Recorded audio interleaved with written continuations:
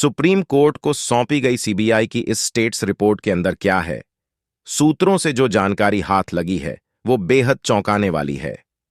तो status report से हटकर आपको बताते हैं कि आखिर पिछले 10 दिनों की जांच के बाद सीबीआई इस केस को लेकर किस नतीजे पर पहुंची है। कोलकाता के आरजीकर मेडिकल कॉलेज और अस्पताल में जूनियर डॉक्टर का रेप और हत्या किए जाने के मामले में सीबीआई ने अपनी स्टेट्स रिपोर्ट अदालत को सौंप चुकी है। लेकिन उस स्टेट्स रिपोर्ट में क्या है, ये कोई नहीं जानता। यहां तक कि उसके बारे में सुनवाई के दौरान मौजूद कई वकीलों को भी जानकारी नहीं है। वजह यह थी कि केस की जांच अभी जारी है। स्टेट्स रिपोर्ट का खुलासा जांच को प्रभावित भी कर सकता है, लेकिन अपनी 10 दिनों की जांच में सीबीआई ने काफी कुछ हासिल किया है। रेप नहीं गैंगरेप का मामला तो सीबीआई सूत्रों से मिली जानकारी के मुताबिक आरजेकर अस्पताल की जूनियर डॉक्टर के साथ गैंगरेप नहीं हुआ था, बल्कि ये एक रेप था। और ये रेप और रेप के बाद जूनियर डॉक्टर का कत्ल करने वाला एक अकेला संजय रॉय था।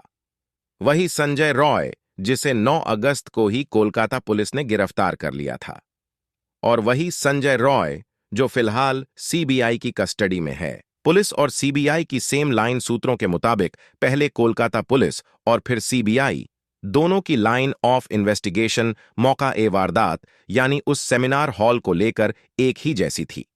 दरअसल सेमिनार हॉल की तरफ जाने वाले सीसीटीवी फुटेज में सिर्फ एक ही संदिग्ध नजर आया था, और वो संजय रॉय ही था।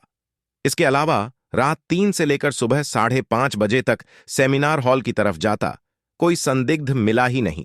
जो कुछ लोग कैमरे में वहां से गुजरते दिखाई भी दिए, उनमें से ज्यादातर लोग 3 से 5 मिनट में अपने अपने वार्ड या अपने अपने काम में जुटे नजर आए, जिसका सबूत उन जगहों पर लगे सीसीटीवी कैमरे ने दिया। यानी एक अकेला संजय रॉय था जो 40 मिनट से ज्यादा सेमिनार हॉल में रहा।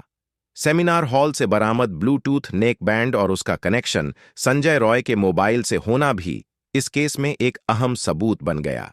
संजय रॉय ने बताई अपनी करतूत सूत्रों के मुताबिक संजय रॉय ने 9 अगस्त को ही कोलकाता पुलिस के सामने अपना जुर्म कबूल कर लिया था। इसके बाद 14 अगस्त को जब वो सीबीआई हिरासत में गया, तब भी उसने न सिर्फ अपना जुर्म कबूला, बल्कि घटना वाली रात और सुबह की पूरी कहानी बयान कर दी थी। लेकिन आरोपी के इकबालियां बयान के बावजूद पहले कोलकाता पुलिस और फिर सीबीआई ठोस सबूतों की तलाश में थी, और ये तलाश खत्म हुई फॉरेंसिक रिपोर्ट पर। फॉरेंसिक रिपोर्ट ने खोला राज सूत्रों के मुताबिक central forensic science lab Kolkata ने सीबीआई को अपनी रिपोर्ट सौंप दी है। इस रिपोर्ट का इसलिए इंतजार था क्योंकि इससे यह पता चलना था कि केस रेप का है या गैंगरेप का, और फॉरेंसिक रिपोर्ट ने इसका जवाब दे दिया। सीबीआई को मिली फॉरेंसिक रिपोर्ट के मुताबिक पीड़ित और आरोपी यानी संजय रॉय के डीएनए प्रोफाइल मैच कर गए। इतना ही नहीं, फॉरेंसिक जांच में पीड़ित के प्राइवेट अंगों से संजय रॉय के अलावा किसी और का डीएनए प्रोफाइल नहीं मिला। इसका मतलब यह हुआ कि पीड़िता के साथ रेप हुआ था, गैंगरेप नहीं। यानी रेप के मामले में कम से कम अकेला संजय रॉय ही शामिल था, और इसी रेप के दौरान संजय रॉय ने ही जूनियर डॉक्टर का कत्ल किया।